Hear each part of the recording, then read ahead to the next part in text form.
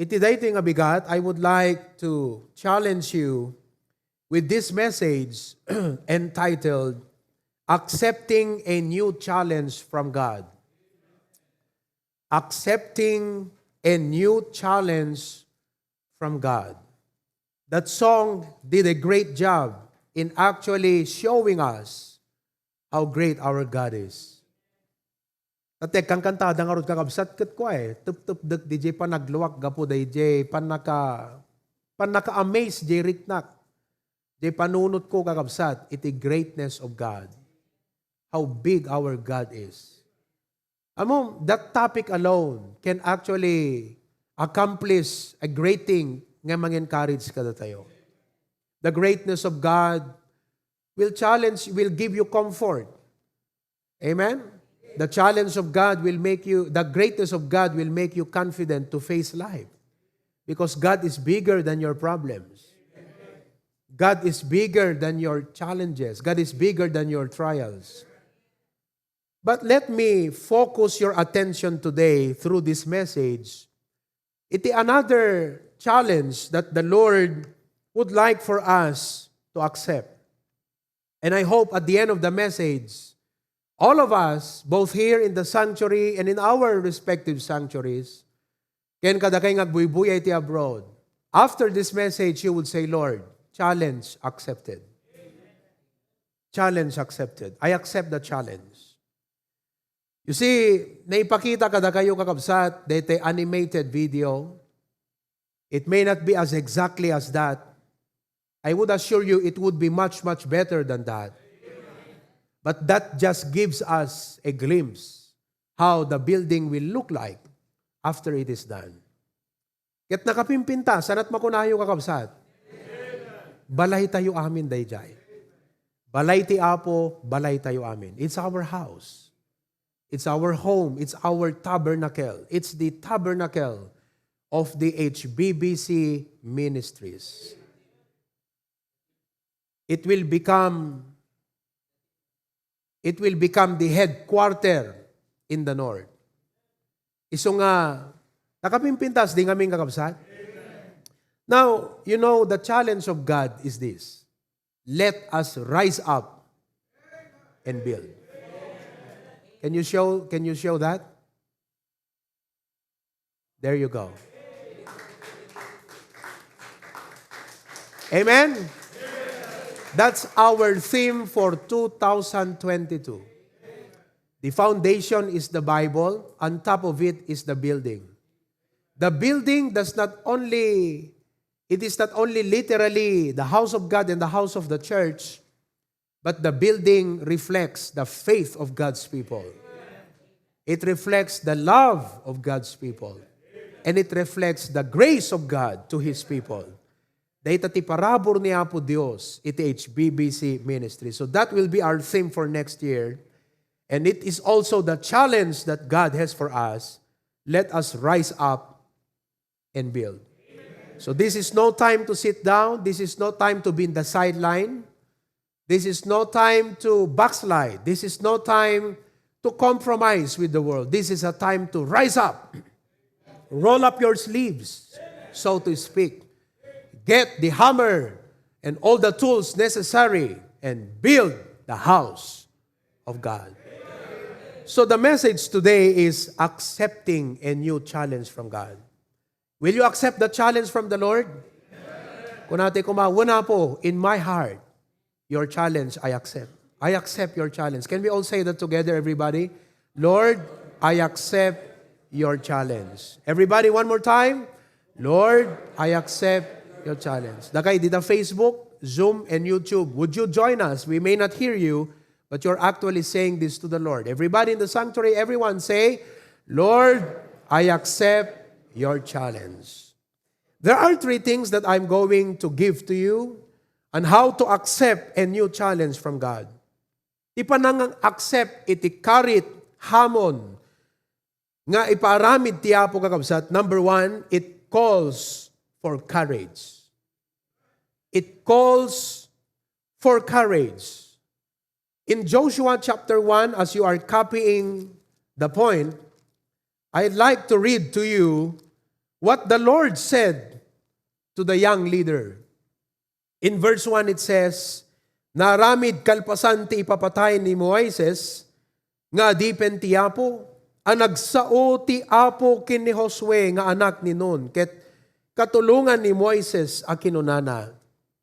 Ni Moises nga dipen ko ket natayen. Tumakder ka nga rudita, balasiwem daytoy Jordan, sika ken iti suamin daytoy nga umili. Iti daga nga ited ko kadakwada, uray kadigiti metlaeng anak ti Israel. Ti tumunggal diso nga ti dapan ti sakam ket baddekan nanto, dayta ti ited kunto kada kayo. Akas insaok idi ken ni Moises. Manipod ijaylet an, ken iti daytoy Libano aging gana ti dakkel a karayan. Ti karayan ay Euphrates isuamin dagiti daga dagiti Hitios. Ken naging gati dakkel ataaw. Nagpa-survey ni Apo Diyos kakabsat. Amoyo, deti kapilyata yun na survey. Ket amo tayon ti ayan digiti mohon. Boundaries.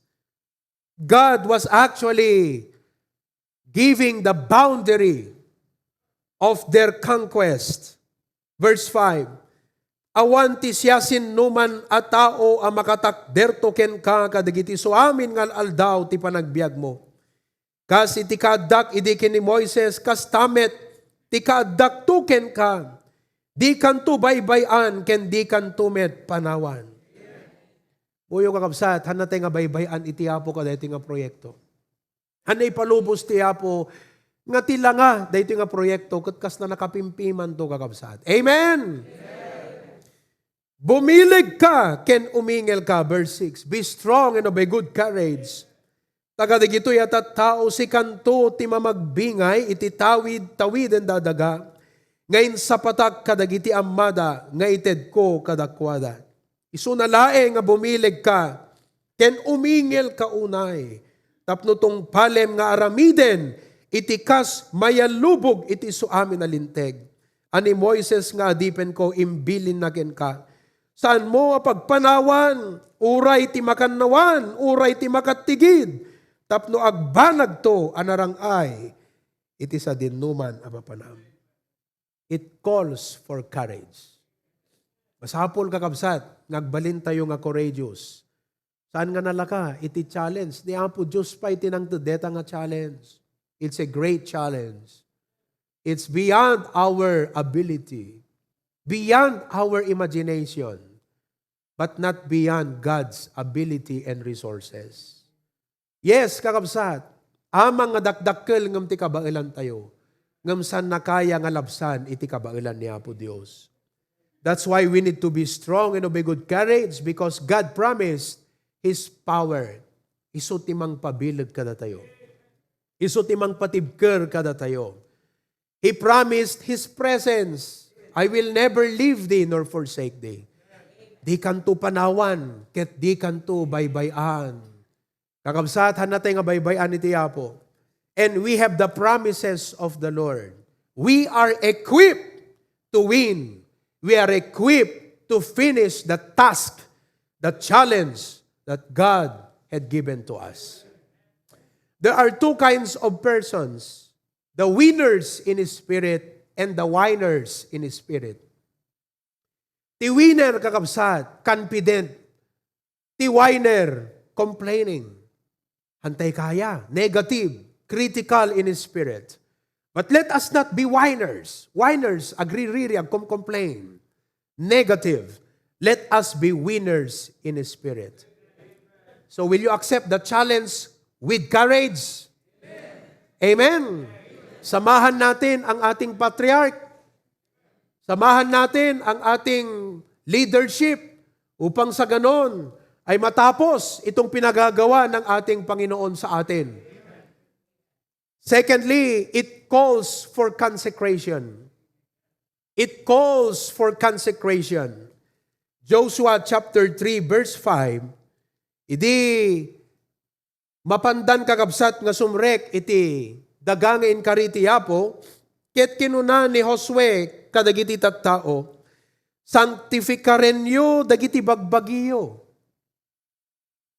Tainto no bigat ti Apo agaramid to kadagiti datdatlag iti tengayo. Sanctify yourselves, for tomorrow the Lord will do wonders among you.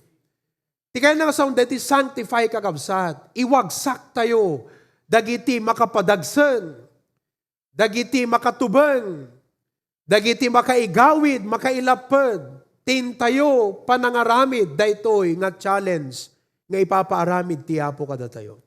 That is, consecrate your life to the Lord. Leave the things behind. Dagiti banag nga mangupay kengka. Whatever those things that cause you to faint. It could be past. It could be pain. Problems. Whatever those things are. Pressures in life. Iwagsak tayo digitoy. Kat kuna tayo Apo adtoy. Idatag mi dagiti biag mi kenka. Would you be willing to dedicate your life to the Lord for this task? Nakunam Apo, adtoy iti biyag ko. Adtoy dagiti resources nga inkain patalek kada kami. Dagiti pagubraan mi businesses and all. You have given this and we have been blessed for many years. Naparaburan kam ka dagitoy Apo nga pagsapulan. Dagitoy nga banbanag. And now, we dedicate them back to you.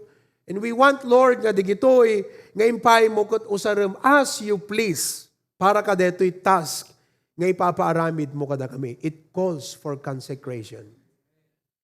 Tapno, balegi tayo kakabsat, aramiden tayo daytoy, nga ipapaaramid ti Apo kada tayo. Amom, when God wants you to do something, He wants you to give your undivided attention. Utmost priority. Ilocano ko na tayo, ikaso tayo. Ipamaysa tayo. Ipakreng mo. Ano yung word nga ipakreng? Ipamuti amin mo nga kabailam. After all, God deserves the best. Well, you might say, but our pastor, our best will not be enough. He's not requiring you what is enough. He is requiring you your best. He will take care of the rest. Idi, di ubing limlim mga tinapay kung duwa nga ikan. It won't be enough to feed the multitude. But the Lord wanted that 5 loaves and 2 fishes because God can bless that. And God can feed the multitude with only 5 loaves and 2 fishes. So the multitude were fed. Nagsubra pa iti 12 baskets. And I know nga dito nga 12 baskets into probably ti Apo kada iti ubing. Siguro, digiti disipulo, kunada sa gegay sa tayo. Im ko na ti Apo saan, ito diyo kada di ubing. Sa gegay sa ti bagkatan, i-deliver yu di balayda. But the child gave his 5 loaves and 2 fishes to the Lord. Let us dedicate ourselves to God. Let us consecrate our hearts, our mind, and our lives, our families to God. Number 3, and last. Not only it calls for courage, it calls for consecration. But number 3, it calls for commitment. It calls for commitment. Kung natiyapo kini Joshua, the verse number 8, this book of the law shall not depart out of thy mouth. Ano dapat pumanaw king ka, digiti nga bilin. Thou shalt meditate therein day and night. I-send minto kada kayo kakabsat. Day nga animated video. I-meditate yun to aldaw kun rabi Take it as your own. In the first place, balay tayo daytoy. Number 1, balay ti Apo. Yes. Kukuha na. Ngem number 2, balay tayo nga HBBC family. Isu nga gaputa, balay tayo daytoy kakabsat. Ipantayo iti kasayaatan. Nga napimpintas pa ngam dagiti balbalay tayo nga personal. Napimpintas pa ngam dagiti private nga balbalay tayo. Amen? Kat we will be proud nga kunata ito, balay mi dayjay, balay ti Apo, balay mi met. Yeah, it's the house of the church. It's the tabernacle of the church. So meditate, ikararag mo kunam Apo, agtrabaho ka kanya. For then thou shalt make thy way prosperous, and thou shalt have good success. Let us be committed to the Word of God. Let us be committed to the ways of God. Amuyo, dati Joshua is a transition book that tells of the transition of the Israelites rescued from Egypt, walked through the wilderness, tapno agturong da ijay promised land. Now, they were about to enter the land, and Joshua recorded all the events, important major events. One of which, kat daytoy inda panang rupak, iti Jericho. The battle against Jericho. Kuna ni Apo Diyos kini Joshua, bilinem dagiti papadi, ta isudat umunang agmarcha. Sarunwen nyo.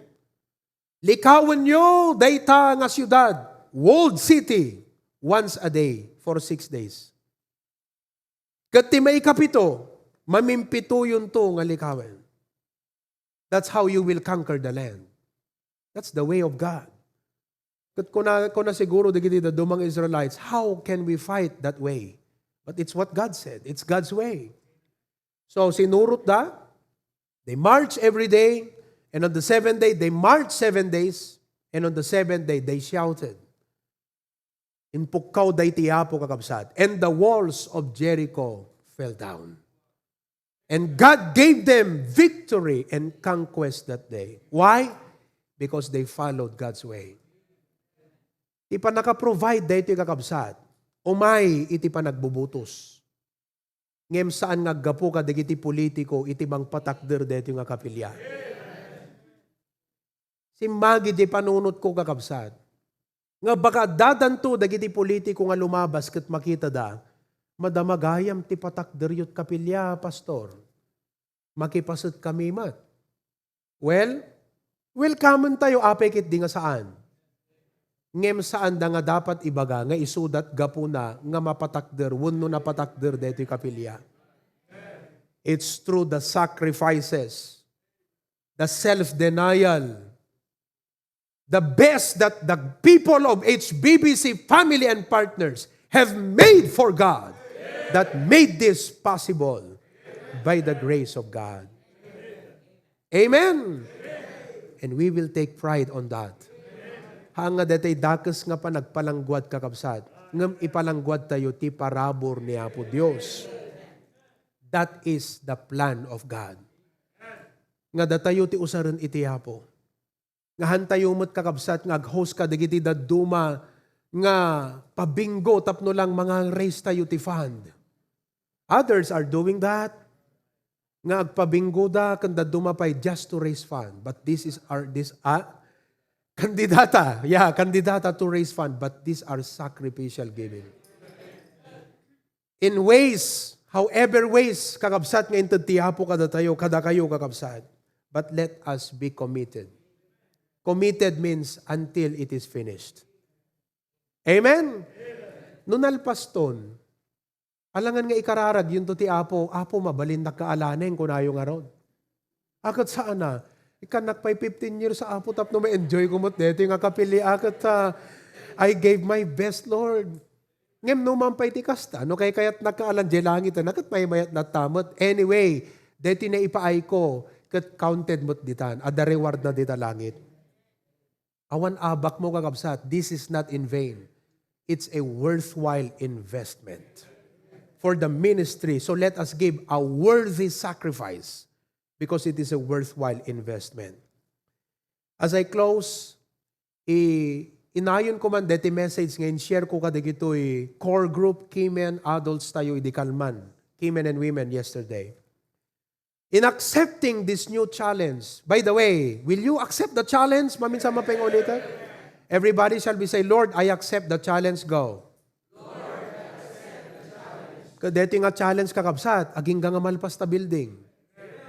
I mean, aging nga malpas, offices, painting, tiles, mabaling hantay magulpin no next year, nga maging gana kakabsat, ilipas tayo by the grace of God. Amen? Dito building to pa yung extension. First of all, allow the Lord to work in your heart. Kada kayo nga dadikalman, you can go back to your notes. It's already there.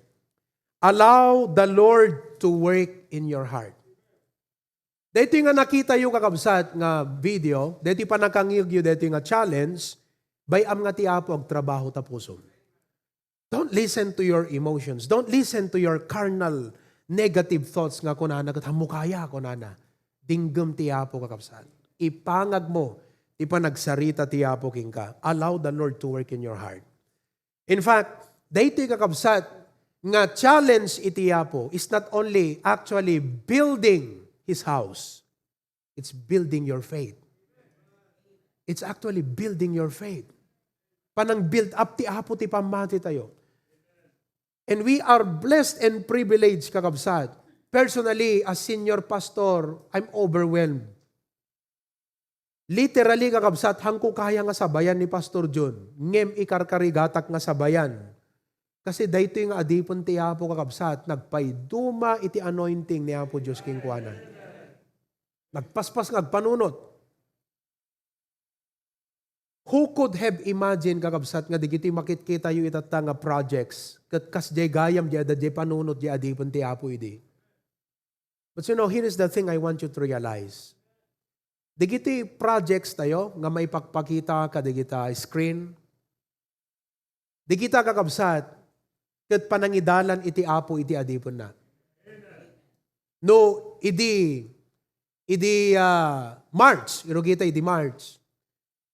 Ket kuna da Pastor Dennis, Pastor, aging gakam lang kanot December dito yan. Tata, aging gakam lat December dito yan. Ijay pagrenrentaan tayo nga, nagyanan di kapilya tayo. Iso nga kakasi da kakabsat nga, agsapsapol ka dagiti lot-lote. Ngem, aday pakita da, kuna ni Pastor John, kitak ni kita papeles kastoy. Madi. So, mapahay di gijay kakabsat. Sapol lang tumanen. Aging ganang idi March kakabsat, agit ida ni Pastor John, kasarsaritak ni Pastor Dennis, kung nakinipawa pa, I think this is a good place. Kung ako lang, let's buy this. Tawagam ni Dennis. Amok nga DJ nga pa nagsauna kakabsat, haang nga DJ, impulsive but he is prayerful. Lord, lead us. Lead us, Lord. So tinawagan mi ni Pastor Dennis, nagsarita da, kat kuna ni Pastor John, tinakakigtutak kuna na, itid mo kanyak tinamber di lakay. Takasaritak. Apo, deto yun, Apo. So, intid na dinamber di lakay, kinasarita na, tinawagan na, da di Manila. At ibaga na kakabsat di jay presyo di lakay. Ibaga ni Pastor Jun di kayat na nga presyo, amuna nga makatarungan and a good price. To cut the story short, nagsabat da. Di nga pa nagsabat da has become the beginning. Nagatang di property kakabsat. Kanyak lang, property, agad siyempre, patak din tayo pelo ti kapilyat bagara, santo di kapilyat at klaberya. Ngam kini Pastor John kakabsat. Inikkan na tayo ti property ti Apo, imposible nga di na pinanunot nga matakdiran ti building deta. Day ti mindset na. So if you remember, by May or June yata no, nagrugi tayo kakabsat iti building project. Kasagsagan ti pandemic. Antay makapan kakabsat di Claveria, but Pastor Dennis was there. Every day Pastor June would call up and we would flash it and everyone would take part. Tinakakatawa nga pasat kakabsat, idi ag commitment tayo, digiti electric pan kada tugtugaw kakabsat. Nakaskas daaw, makakatkatawa at anyway, nalpas.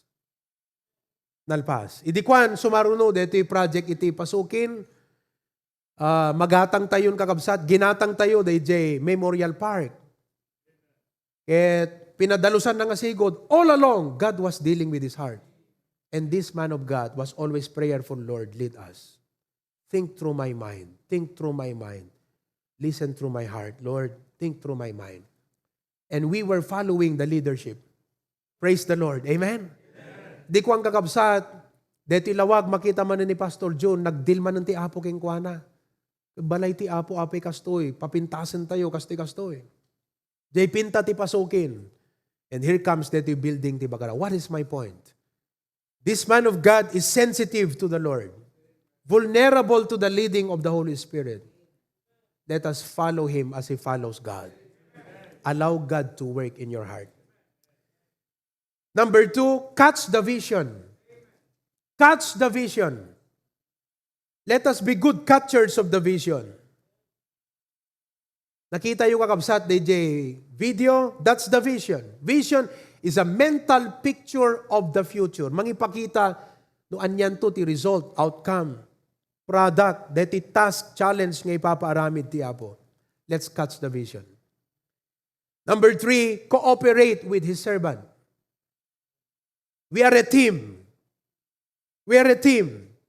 And we must cooperate with God's servant. Hanga di kayat tayo, di kayat ti Apo, babaan ti panangidalan na, iti adipon na. You are free to give your suggestions, your opinions, Pastor, napintasan o kastoy. But it is God who will lead us through His servant. Cooperate with His servant. Pray for him. Some of the men will be meeting with him later on. Ananay baga, but I'd like to meet with you because I have something to share with you after the service. Dakay nga adults. Regarding kakabsat, iti adipon iti Apo. Pray for him. Amuyo, hanang angaw kakabsat because the number 1 nga tiraan ni Satanas, tapno malapdan deti nga project, DJ leader. Ang kumaibagay iti detalye, but something happened yesterday. The devil is attacking his servant. May bagak to kada kay nga men afterwards. But this is just I can say. The devil is now working.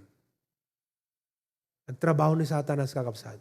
Grabe. Something happened yesterday. Hana nakaturog. Naladaw dirabin. Sapakampay tayo bigat. But something happened. Pray for him. God's protection. Nang nangruna ti protection ti Apo kakabsat. Tiigam tayo kut saan nga weapon. Tiigam tayo kut iti Apo. But he needs God's protection. So nga, sa sarita tayo tundamdama, tapno makita yung kakabsat ti panangikararang. Some of you there on the Zoom can join us. We'll close the Facebook so you can pray with us. Years ago, at the Bible study ni Pastor John de Barangay Pipias, kat agapura kakabsat iti panag-reach out. Permi nga nagadot taga Pipias kung may makigimong dito iti. Permit pa ng bless ti Apo dahil yung effort. And you know what? One night, habang nagpipreach ni Pastor June, ijay barangay hall, kat nagadong nga tao kakabsat yag dingdingag, kada ijay mensahe ngay kaskasabana, adda na bartek nga umay mangisturbo. Kat kunana nga kastag, sao-saod jay, kalsada kat kunana, Pastor Tinuang, Pastor ti Baka, Pastor ti Kalding, kung kunana kakabsat ngagsao-sao. That is the meaning, that's verbal abuse. It's enough ground kakabsat nga di tao kat makisarita tinasayaat. And so, kuna ni Pastor John, with might and courage, kuna nga kasta. Agtal na ka dita, no di mo kayat nga damapasamak kang ka. Tudo na kakabsat, imanaw di jay tao. Kabigatan na, pinaayaban ni Kapitan, di jay nga tao kakabsat. Kaputan na kababain, di jay nga inubrana, adipon iti Apo api ngay kaskastam. Mabalim mo ka di nga aramidon iti kasta iti presidente? Would you do that to the President of the Republic of the Philippines? And the servant of God is on a higher pedestal than the chief of the country because he is a servant of the Most High God. So kabigatan na kakabsat, nagpakpakumbaba nga nagpakpakaasi dayjay nga tao. Kasi mali yung kanyang ginawa. But the point is this, when God starts to bless the ministry, Satan will rise up to demoralize, to attack his servant. That's why we need to pray for him. Cooperate with his servant. Be the first one to pray for him. Kat kunam, hanadagas kabsat nga after this kunayo, Pastor, we're praying for you. Nagdakilaban, nagkini Pastor June itata, isot pa naka-chip tayo ka deti, projects tayo kakabsat. Tumampay, siyak iti senior pastor, hang kumaaramid, day kaya na nga aramidin kakabsat, kadigiti nga projects tayo. So, after you can go and say, Pastor, I'm praying for you. Anat ti maitulong mi, aguni kalat ta, pastor. Dayjay ti dapat kakabsat nga attitude tayo. Pastor, anat maitulong mi, aguni kay latta. Just let us know. If there is something you know that we can do to help, please, we are just a call away. Kat nagsayatan no, amin tayo. Upat 5 gasot nga membro, kasta aming kakabsat. Akat bumtak DJ phone book ni Pastor Juno nagakabsat, kada katatawag no kuan. Amen? Let's not only pray for him, let us protect him. Number 1, J prayer nga mang shield king kuana. But you need to realize this. Sanang angaw dayti nga mapatakder kakabsat. The devil wants this to be stopped ASAP. Isu nga, proteheran tayo iti adipon iti apo. This is a spiritual warfare, folks. It's spiritual warfare. Amen? But we thank God. Diti adipon iti apo, han na maatras naturad. Courageous kakabsat. But he is still human.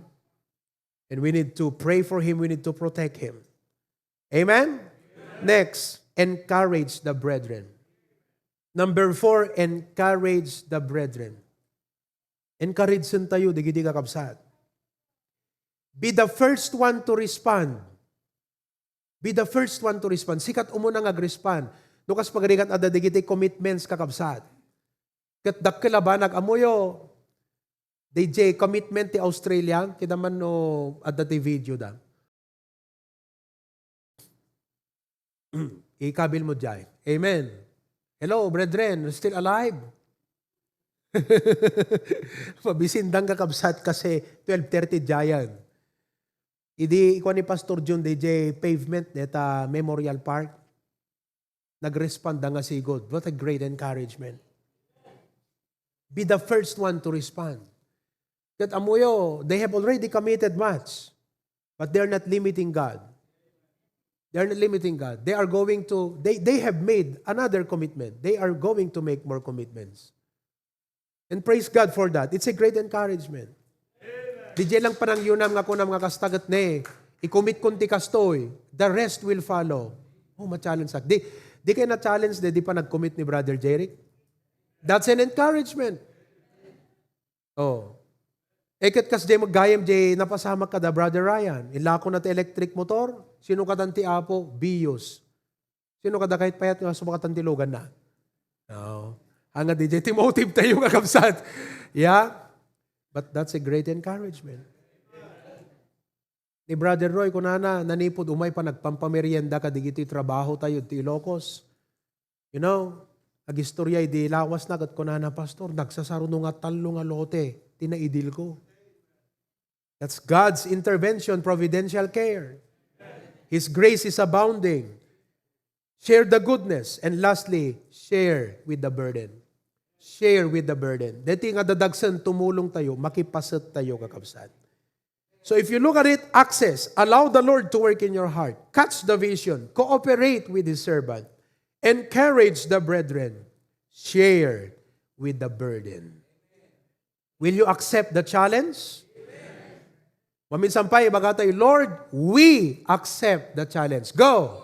Lord, we accept the challenge. All together, let with a resounding voice, ibaga tayo, let us rise up and build. Go! Let us rise up and build. Naka-open ba yung mic ng congregation? Okay? Para lakasan mo, para magpakigtot, di kita agbuy-buya. Everybody, go! Let us rise up and build. Amen. And amen. Well, I'd like to give Pastor June a moment to speak to us his heart and share with us some things. Dinggan tayo kakabsat kat ikararagan tayo. Amen? But Yeah, amen. you pray for him. Yeah, let us accept the challenge, brethren. For you, kada kayo ita Zoom and live kakabsat, help us to know about your commitment. Nung ka pa nag-commit, dito yung commitment until May kakabsat. Let us know that you are one to be counted upon. Kunam ko maitata, Lord, you can count on me. Ejay. Amen. You That's the can right count word. on me. Give Yep. your commitment. Ure awang pa itay kwarta kakabsat, let us know your commitment toward this building. Thank you very much. Kat kitante pala di animation sakbay nga closing prayer ni Pastor Pruby. Tapno iti kasta iti Diyo dagiti commitment challenge yon kakabsat. Amen. Kuna ni Ma'am Evelyn Villena, Pastor, I am weak and nothing, but I need to ask the help, guidance, and leading of our Lord Jesus Christ to give me the wisdom, courage, and strength to accept the challenge. After all, everything is for the Lord. Yeah, you know, Ma'am Evelyn is an avid viewer and a faithful partner of the HBBC. Tagay di apari kakabsat. Ket she is willing nga palubos iti Apo. We can start an HBBC outreach in their place. And she is very much willing to donate, to give a piece of their land nga pagpatakderan iti kapilya. Iso nga no ipalubos ti Apo January, makapantayo ijay, agpaprinta tayon kakabsat, on this site will rise the Osana Bible Baptist Church. Ma'am Evelyn, umay may tugkalanan. Ha? Itugkil mi, DJ placard din, Ma'am Evelyn. You know, she's a retired teacher. Kat kunak king kwanay di nagkararag kami. Kunak ma'am, kunak, idi kasarasaritan. When this is done, uri alan na kanton ti Apo, you have left a great legacy. Brethren, nangruna kada kayo, nga kakabsat iti Apo, hangko ibagalatan nga, digitingan nga ni alanan ti Apo. No, basta kakabsat. You know my point. This will be a great legacy for the glory of God. So let's watch the video now. Let's watch the video.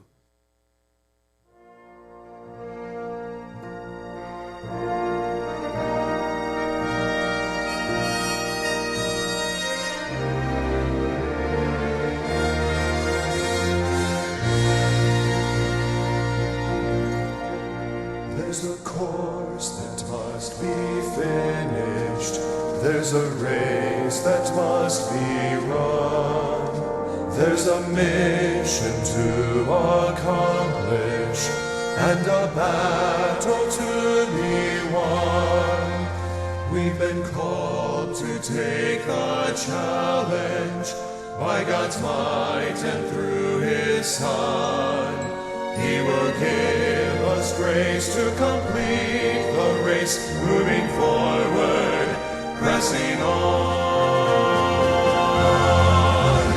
toward the hope of our high calling, toward the promise we've received, with the strength that we've been given, pressing on to victory.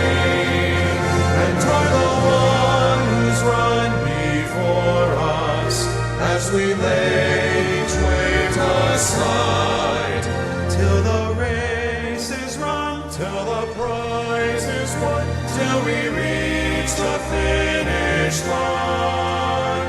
Press on.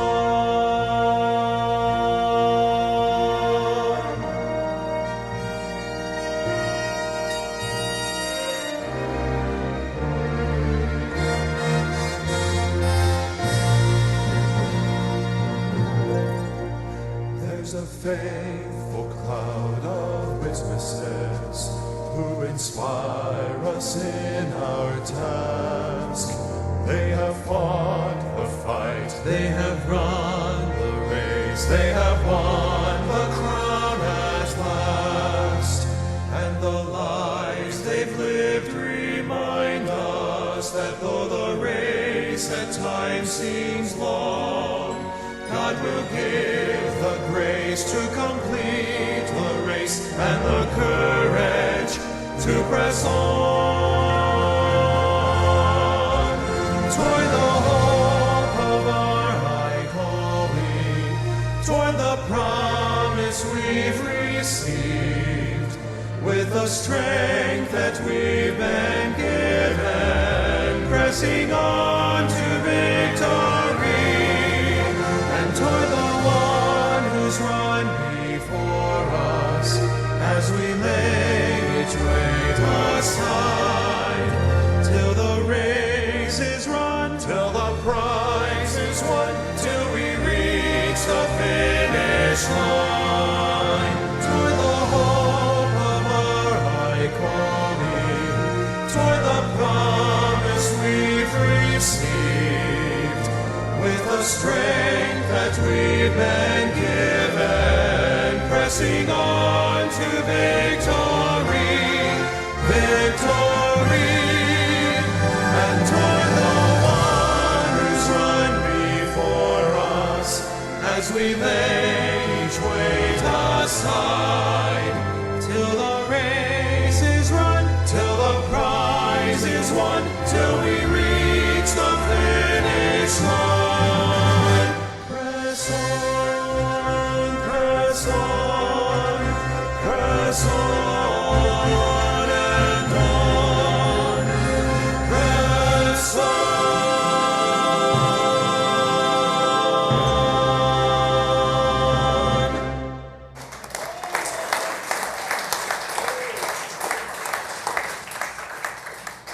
Let's all stand together and pray.